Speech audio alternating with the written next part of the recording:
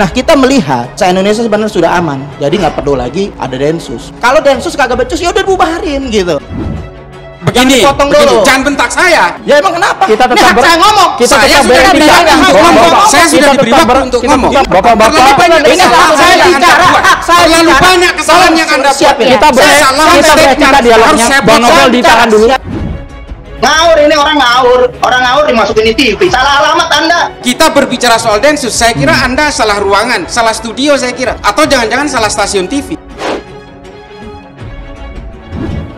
Densus 88 sebenarnya lahirnya saja sudah menimbulkan polemik. Itu umat Islam dibantai dan dibunuh. Salah Anda.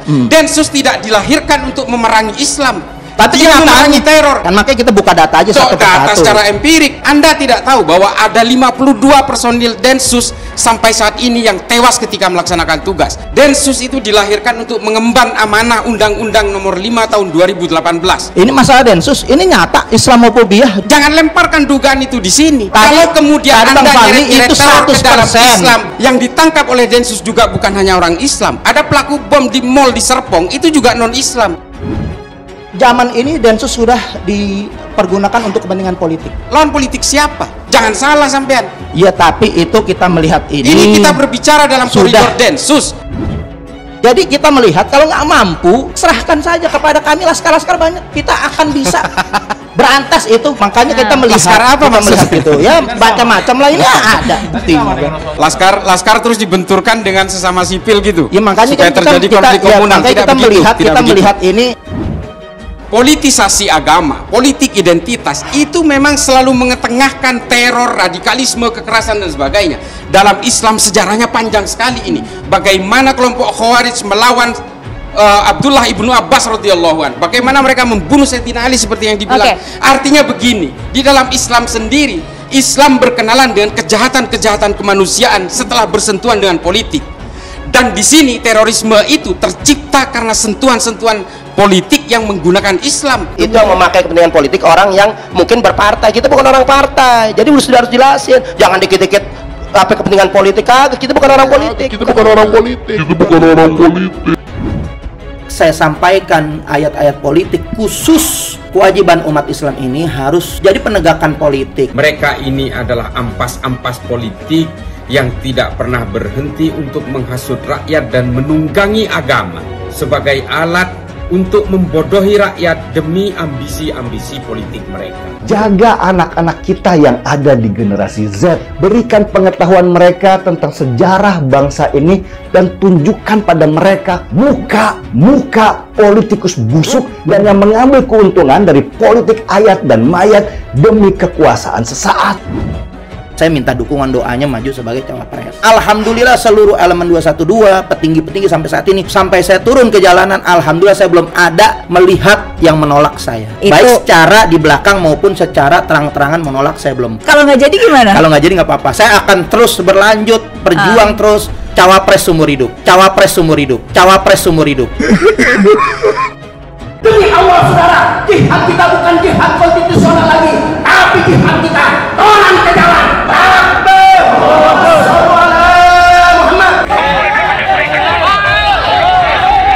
Ngeri memang radikalisme ini, tapi dengan kadrun di negeri ini sulit memetakan siapa mereka karena mereka berbaur di masyarakat dan berpenampilan agamis di tengah masyarakat yang religius. Sampai saat ini, jika kita mendengar statement-statement Novel, terkadang kepala kita berkerut. Omongan itu sepertinya dilontarkan oleh orang yang volume otaknya belum maksimal.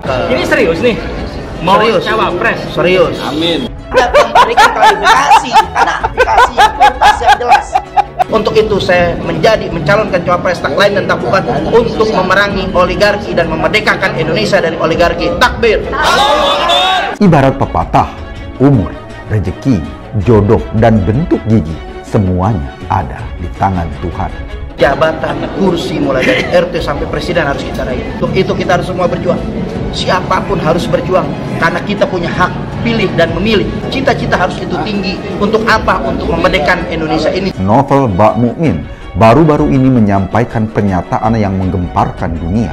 Menanggapi keseriusan Novel mau maju sebagai cawapres, sebagai rakyat Indonesia, kita hanya bisa mengucapkan, puja kerang ajaib, Di sana, di sana.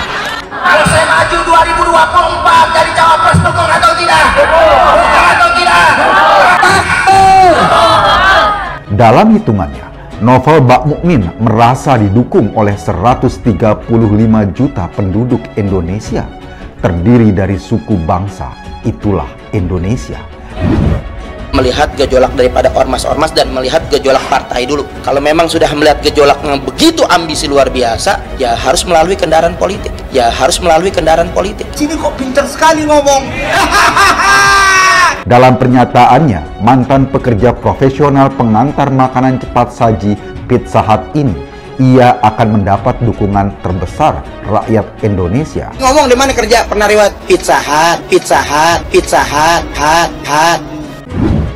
Siap jaga Pancasila, siap jaga ulama kita, siap jaga negara kita, siap kita bersatu, siap kita berjuang. Takbir.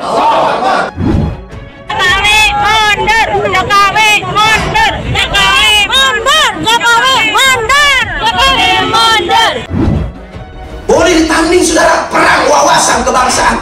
Kita NKRI harga mati. Semua itu adalah usaha novel untuk terlihat pura-pura bodoh di hadapan publik, juga di hadapan orang lain. Kecerdasannya ia sembunyikan sendiri dengan rapi. 212 segala komponen harus berjuang jihad konstitusional, baik sebagai capres maupun cawapres. Mimpi kali ya. Kalau NKRI bersyariah ditegakkan, insya Allah mudah-mudahan keadilan tegakkan Pancasila bisa berjalan dengan baik, karena Pancasila sejalan dengan NKRI bersyariah. Novel Bak Mukmin juga nih, sebetulnya emang nggak ada yang ngikutin dia, orang ketawa lihat dia, sudah kayak ondel-ondel lah, nggak ada lucunya, nggak ada pengaruhnya. Masalah wujud Islam rahmatan dan alamin itu kita sebagai contoh. Siap bersatu, siap terima resiko. Perilakunya itu yang mereka ahli ibadah, tapi menciptakan keburukan. Tidak beda oleh takbir yang diteriakan oleh orang-orang tiap hari di jalanan takbir. Dan mohon maaf, mungkin dugaan saya mungkin salah. Terus kita diadu domba sehingga kelar-kelar. Indonesia menjadi status quo sehingga keributan di mana-mana. Saya tuh kadang-kadang dengan orang yang suka ngomong, kita jangan mau diadu domba. Terus kadang-kadang suka heran, jangan-jangan bukan diadu domba, memang kita ini memilih hidup seperti domba. Ini negara yang berketuhanan yang Maha Esa. Ini negara agama. Indonesia ini bukan negara Islam. Tidak usah bernama Islam, tapi perilakunya Islami. Kejujuran, orang rajin beribadah, orang toleran terhadap yang lain. Itu Islami, tidak harus menyebut negara Islam, tidak harus menyatakan memberlakukan hukum Islam. Substansi hukum Islamnya itu dilaksanakan. Patokan dasar dalam perjuangan Islam itu substansinya, bukan simbol-simbolnya, bukan namanya, bukan benderanya. Lawan mereka siap. Siap lawan mereka. Lawan sudah. Lesong tampil. Lesong lau tampil. Makin kesini mereka makin brutal.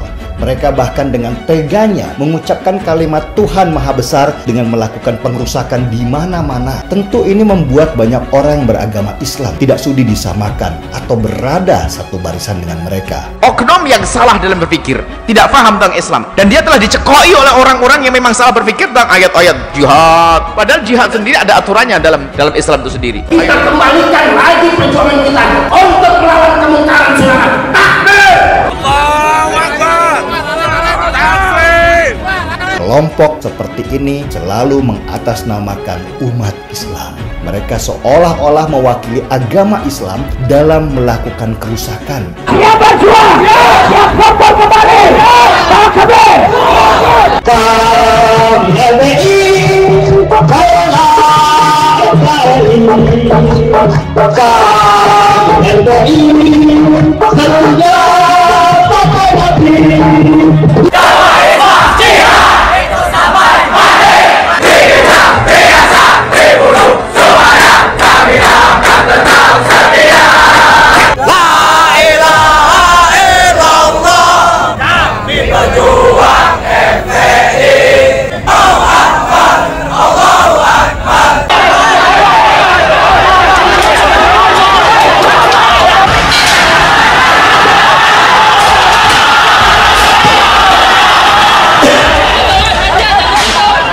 naik karena dalangnya belum pada ditangkepin. Dalangnya ini masih terus saja berkibar-kibar, nyerocos terus. Ini jelas-jelas mengganggu. Tangkap saja, polisi jangan ragu-ragu nangkep.